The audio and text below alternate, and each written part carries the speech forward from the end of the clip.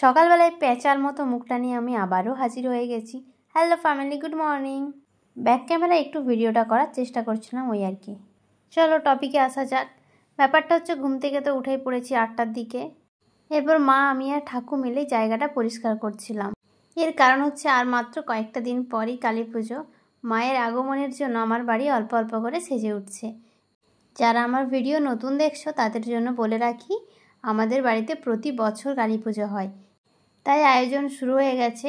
আমার বাড়ির এই রাস্তা দিকে সামনের পোর্শনটা পুরোটাই টুনি বাল্ব দিয়ে কভার করা হয়, সাথে ভাই আরও অনেক রকমের লাইট লাগায়। আর খারাপ ব্যাপার হচ্ছে, এদিকে গাছের অবস্থা দেখো। মেন যে ফুল কালী পুজোর জবা ফুলটাই একদম কমে গেছে। আর এদিকে আরও একটা খারাপ ঘটনা ঘটেছে, সেটা হচ্ছে এই টগর গাছটাতে কিছুটা পোর্শন দেখছি চুঁয়ে গেছে, মানে পুরো ভেঙে ভেঙে পড়ে যাচ্ছে, পাতাগুলো খসে পড়ে যাচ্ছে। আমরা তো গেছিলাম দিদি বাড়ি একদিনের জন্য, তো বাড়ি এসে নিয়ে দেখছি গাছটার এই অবস্থা। সেম অবস্থা জবা গাছেরও একটা ডালে। এমনিতেই জবা গাছের ফুল নেই, তার মধ্যে আবার এই রকম। পুজো আসলেই ফুলটাও কমে যায়। আর কিছুদিন আগে আমি ডালটাও কেটে নিয়েছিলাম, এখন একটু টেনশনেই আছি যে পুজো অবধি কটা ফুল পাওয়া যাবে। যাই হোক, এরপর এসেছিলো একটা পার্সেল, তো সেটাই রিসিভ করতে গেছিলাম। ফ্লিপকার্ট থেকে এসেছে। এদিকে বাঁশটা সব পড়ে গেছে লাইট লাগানোর জন্য আর কি। পার্সেলটা আমি রিসিভ করে নিয়েছি। এরপর মাকে আজকে একটু হেল্প করে দিচ্ছিলাম। আজকে বাড়িতে হবে পিঠে, সেই কারণে চালটা আমি মিক্সিতে ভেঙে নিচ্ছিলাম। মা এদিকে রান্না করছিল। আমার বাড়িতে এখনও তালের পিঠে চলছে, সম্ভবত আজকে লাস্ট। আমাদের বাড়িতে পিঠে প্রেমী মানুষ খুবই কম, সবাই কম কমই খায়। তবে এই বছর বাবা তালের পিঠের জন্য একটু বেশি বায়না করছে মায়ের কাছে। মাঝে মাঝেই বলছে যেন তালের পিঠে করা হয়। সেই জন্য বাবা নিজেই কাউকে দিয়ে তাল কিনিয়ে এনেছে, মানে চাষি কাউকে একটা বলেছিল, দোকানে এসে দিয়ে গেছে। সেই জন্য আজকে হবে তালের পিঠে। গুঁড়িটা আমার রেডি করা হয়ে গেছে, মানে চালটা আমি ভেঙে নিয়েছি। এবার এটাকে চালতে হবে। চেলে নিই চলো। ভিডিওটা আমি অনই করিনি, এতক্ষণ পর দেখছি ভিডিওটা আমার হয়নি। সে যাই হোক, ওদিকে গুঁড়িটা চালা হয়ে গেছে। এরপর একটা আপেল খেতে এলাম, এসে নিয়ে দেখছি এটাও আবার কানা। একটু রেস্ট নিয়ে বিকেলবেলাতে উঠে দেখছি মা এদিকে বসে পড়েছে পিঠে বানানোর জন্য। এদিকে তাল আর এদিকে গুঁড়ি দুটোকে একসাথে মিক্সড করছে। পিঠে বানানো ভাই প্রচুর ঝামেলার জিনিস, খেতে তো ভালোই লাগে।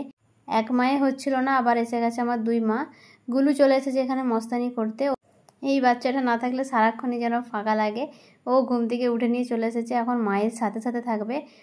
গুলু কিন্তু একটুও শান্ত বাচ্চা নয়, মানে লটখট কিছু না কিছু ওর করতেই হবে। এই দেখো না, তালের ডিব্বাটা মানে তালের কড়াইটা নিয়ে কি করে দেখো, যেন ওই বানাবে।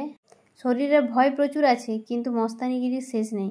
ওই খুন্তিটা নিয়েও কড়াতে নাড়াচ্ছিল। আমি ভিডিওটা তুলে রেখেছি, ফেসবুকে পোস্টও করে দিয়েছি। চলো দেখি মায়ের ওদিকে পিঠে কত দূর হলো। ওই যে তোমাদেরকে আগের একটা ভিডিওতে দেখিয়েছিলাম যে আমাদের উনুন আছে, ওই উনুনেই পিঠে হচ্ছে। উনুনটা আমাদের করা হয়েছে শুধুমাত্র মুড়ি ভাজা আর পিঠে করার জন্যই। অনেক পিঠে আবার গ্যাসেও মা করে, তবে যেই পিঠেটা উনুনে ভালো হয় সেটা উনুনেই করা হয়। আর এখানে মুড়ি ভাজা হয়। আমাদের তো বাইরে থেকে কেনা মুড়ি কেউ খায় না, সেই জন্য আমার মা এখনও অবধি নিজেই মুড়ি ভাজে। আমরা গ্রামে থাকি, তবে গ্রামে বোধহয় শুধুমাত্র আমাদের বাড়ি আর আমার জেঠুদের বাড়িতেই মুড়ি ভাজা হয়, বাদবাকি সবাই মেশিনে ভাজি নিয়ে চলে আসে। তবে টেস্ট ভাই আকাশ পাতাল পার্থক্য। কিন্তু মুড়ি ভাজতে প্রচুর কষ্টের কারণে এখন সবাই ছেড়ে দেয়। আমার মা এখনও ছাড়তে পারেনি, আমাদের জন্য একটু কষ্ট করেই যায়। এদিকে আমাদের পিঠে হচ্ছে। আমাদের এদিকে এই পিঠেটাকে সরু পিঠে বলে, তোমাদের দিকে কি বলে আমাকে জানিও তো। এই যে আমাদের পিঠে অনেকগুলো হয়ে গেছে, বাকিগুলো এখন হবে। একটা জিনিস দেখাই, এই দেখো, তাওলা থেকে মা একটু পিঠে ফেলে দিয়েছিল, সেই পিঠেটা এরা সবাই মিলে গুঁড়িয়ে নিয়ে যাচ্ছে। কত দূর যাচ্ছে সেটার আমি একটা বড় ভিডিও করেছি, শর্টসে আপলোড করে দেবো। চলো।